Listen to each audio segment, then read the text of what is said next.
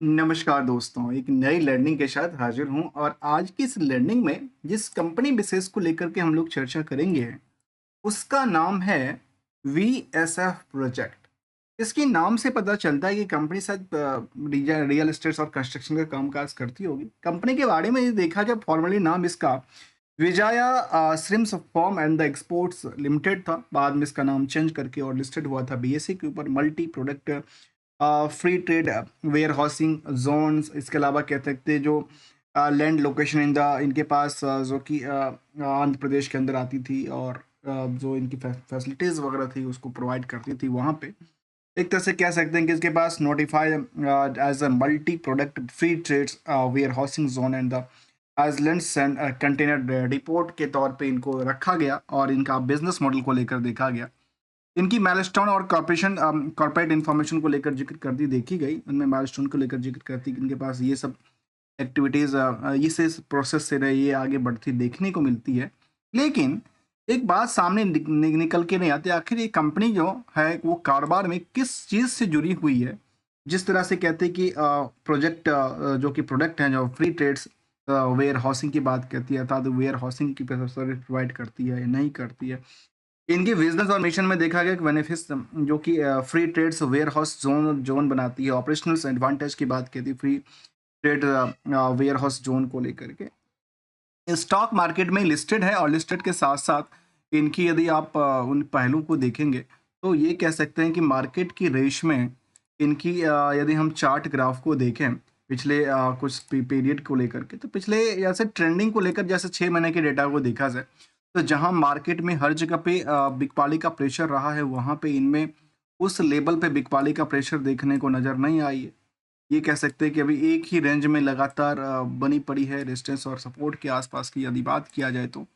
लेकिन आखिर इसमें रिसेंटली की ट्रेंडिंग का क्या अपडेट है, तो कंपनी मार्केट में इसका वॉल्यूम बिल्कुल नहीं है, लेकिन मार्केट में ट्रेड होता है, निवेशकों का इंटरेस्ट जुड़ा हुआ है। ऑलमोस्ट कह सकते हैं कि निवेशकों के इंटरेस्ट में कंपनी में करीब करीब कह सकते हैं करीब 9,000 से ज़्यादा निवेशक हैं। लेकिन एक चीज़ को लेकर वो काफ़ी ज़्यादा दिक्कत को सामना करना पड़ता है। आखिर ये आप देखेंगे इस स्टॉक की पी को रेशियोज को, तो ये आंकड़ा देती है इसके मुताबिक। अब ऐसा लगता है कि इसके मुताबिक ये गलत है या वो गलत है, मुझे लगता है कि सबके सब गलत इन्फॉर्मेशन यहाँ पे कैप्चर करती है।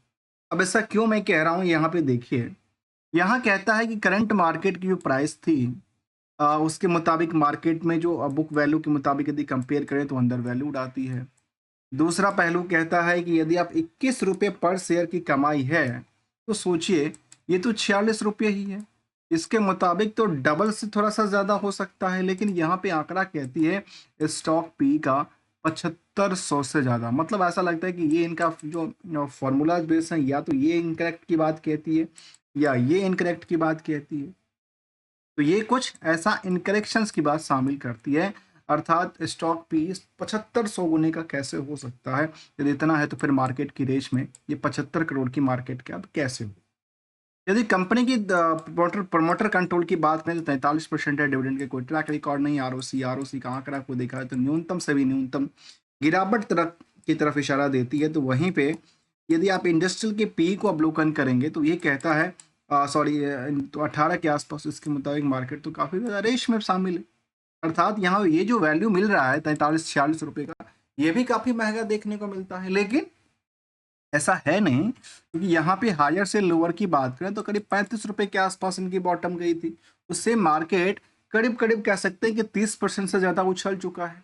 मार्केट कहाँ से, बॉटम से हायर करंट मार्केट प्राइस को लेकर के।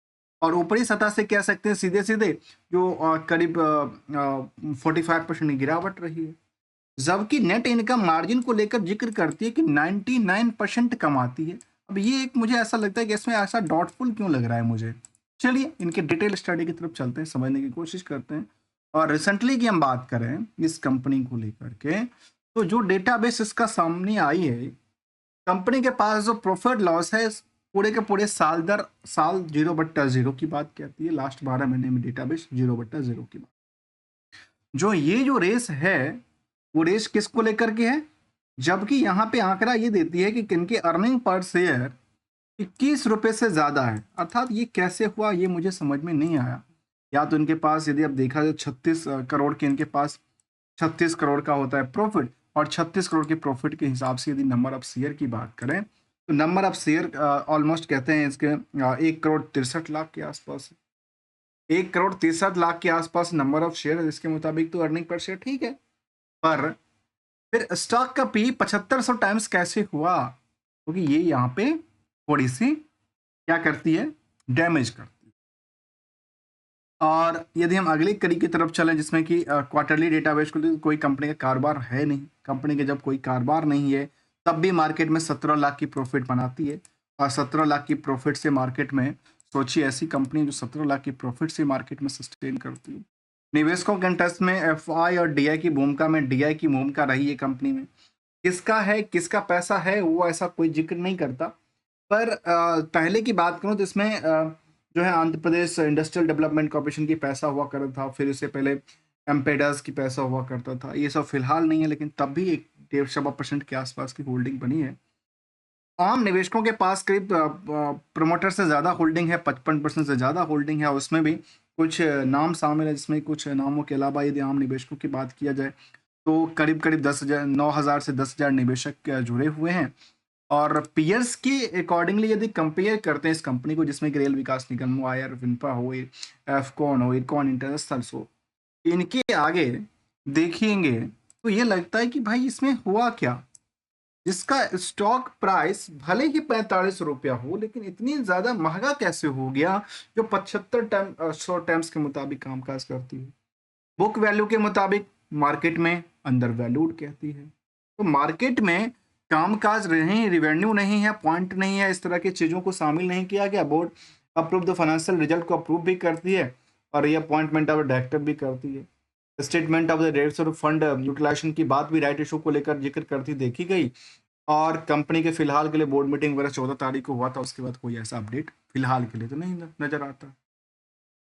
लेकिन जब इनको कंपेयर करते हैं हम राइट इशू वगैरह पार्ट को, तो भाई 24 में से राइट इशू आप इक्विटी शेयर लेके आए थे। इसके अलावा कोई ट्रांजेक्शन्स है नहीं, लेकिन कंपनी का जो स्टॉक प्राइस है वो लगातार ट्रेडिंग में रहा है, और पिछले एक सप्ताह में करीब 1% ज़्यादा की रेस में शामिल हुआ। तो दूसरी तरफ जहाँ सेंसेक्स में नॉमिनल से लेकर के लगातार बिकवाली का प्रेशर है, तो वहाँ पे यहाँ पे बिकवाली का प्रेशर रहा है। लेकिन ऑलमोस्ट यदि 1 साल से लेकर पिछले 5 सालों में देखा जाए तो कह सकते हैं कि 13% से लेकर के 650%, 700% के आसपास की रैली क्रिएट करती देखी गई। लेकिन एक सवाल अक्सर होता है कि सर जो है वो टारगेट क्या लगाए और एसएल का सदुपयोग कहाँ पे करें। दोस्तों देखिए, टारगेट और एसएल का मतलब ये होता है, टारगेट इज कल टू एक्सपेक्टेशन। इसमें प्रॉफिट यदि बनती हो तो उसको बुक करके घर लेके आना चाहिए। यदि लगातार अपनी जो है मार्केट के ट्रेंड के मुताबिक आपकी जो कैपिटल है वो लगातार नुकसानदायी जाती की तरफ इशारा देती हो, तो उसको लेकर के केवल और केवल एसएल का सदुपयोग कर सकते हैं, जिससे कैपिटल को बचाना सामान्य तौर पे आसान हो जाता है। अदरवाइज कैपिटल भी गई और पोर्टफोलियो में कुछ मिला भी नहीं, ये भी शामिल कर देता है। मिलेंगे कुछ नई लर्निंग के साथ, तब तक के लिए thanks for the joining without किसी ट्रेडिंग एडवाइजरी और नोट को लेकर, क्योंकि we are not an trader, not an advisors. Learning point से कुछ वैल्यूबल पॉइंट्स मिलते हों तो वीडियो को लाइक, चैनल को सब्सक्राइब भी कर सकते हैं। थैंक्स फॉर द ज्वाइनिंग दोस्तों।